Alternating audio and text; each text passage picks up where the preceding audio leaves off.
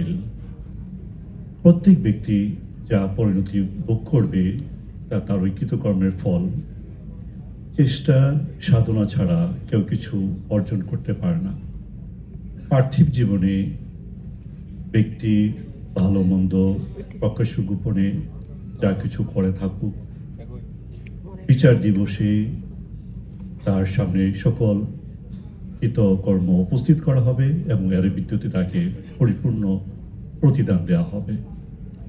সকল কিছুর গন্তব্য পরিসমাপ্তি তোমার প্রতিপালকের নিকটে।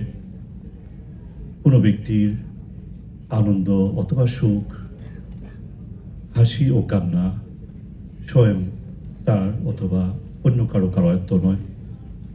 এগুলো মন আল্লাহ তাআলার নিকট থেকে আসে। আল্লাহ তাআলাই এগুলোর কারণ সৃষ্টি করেন এবং কারণদিকে ক্রিয়াশক্তি দান করেন। সূরা আন-নাজম আয়াত নম্বর 29 থেকে 43 নম্বর। ওমা তৌফিকি ইল্লা বিল্লাহ।